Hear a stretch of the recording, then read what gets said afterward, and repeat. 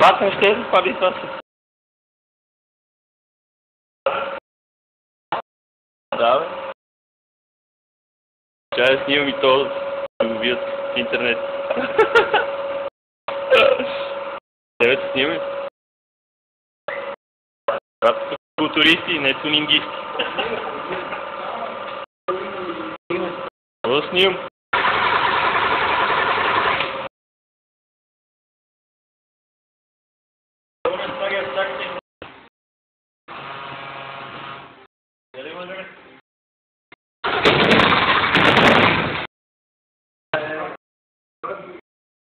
Бедне!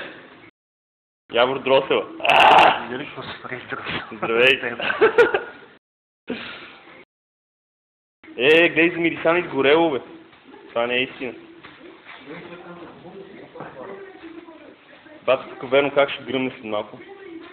Ако се напарфюмира, повече е много направо да се помбил. Дигна пулса.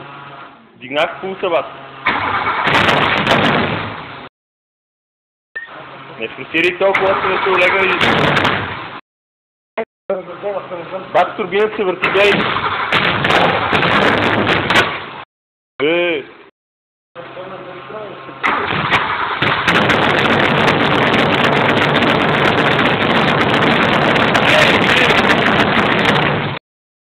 Яволе, дръжи запалена, бе.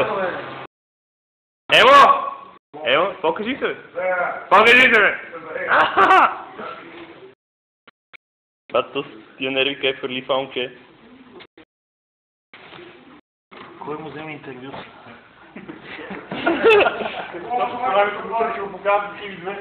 Моля ви вземе едно интервю.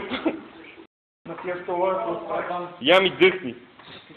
Бате, ако беше бил гейта наш, какво ще прави тази перкана? Глей на празен ход какво прави? С отворен гейт. 50 и колко милиметра. Глей като гейт. Глей. Да се плясне 28 чук, ще го направи на дреп, разбира се. Ще го направи на не на омния, на...